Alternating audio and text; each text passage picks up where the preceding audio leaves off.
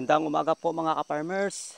Welcome po sa aking YouTube channel o sa aking homepage at sa Kabiyaheros at the Rinaldo the TV.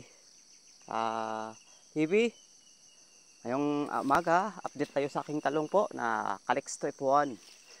May 21, 2024. Ito po ang ating Calixto F1 mga ka-farmers.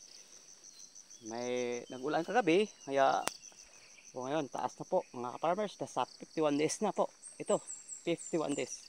Galing transplant. May mga bunga na. Second picking ko na ito na pag-harvest ng ating talong. Sobrang ganda ang Calixto po mga ka-farmers. Sobrang raming bulaklak at mataas na ngayon. Kasi laging umuulan. Nakasurvive po sa init. Nasa 539 po ito kapuno ang ating talong po mga ka-farmers sa Calixto F1. Ito siya. Ang ganda po. Sana patuloy po ang ulan para maganda itong ating talong. Ito po mga ka-farmers, oh. At maraming bulaklak. Magandang bunga. Bagong abono pa, hindi pa natunaw ang abono. Ang abono ko yung ligad na araw. Pero ito sa ka-farmers, oh, laki na bunga doon sa bila, oh.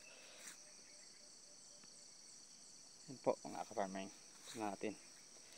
At marami na pong bulaklak, may mga bunga-bunga na. Estimation ko na sa June ngayon, ang malakas ang harvest ko na aking talong ito.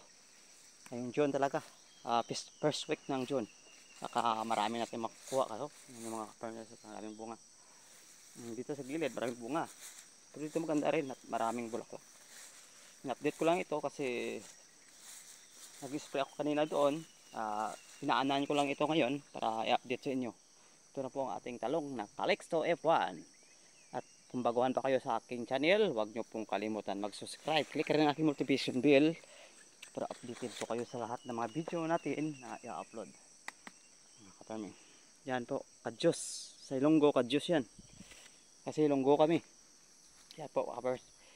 Itong ligad na araw, maliit ito ngayon. Biglang tumaas kasi ulan na ulan dito. Laging umuulan. Maganda kasi ang talong kapag umuulan eh.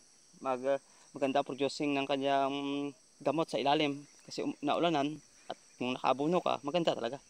Kaya sa balak pa mag-farm, maganda ang pagpa-farm kasi malaking income. Mga ka-farmers talaga, totoo.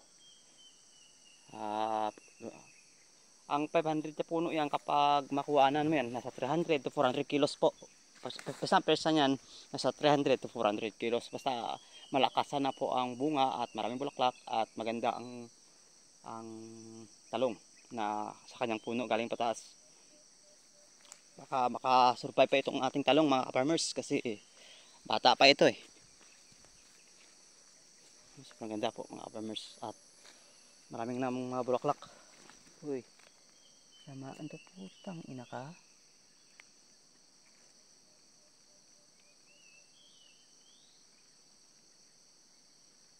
Sige, hanggang dito lang muna ako mga ka-farmers. Kasi magtatanim pa ako ng sitaw ngayon doon sa taas. Salamat sa inyong panonood. Happy ka-farming and God bless.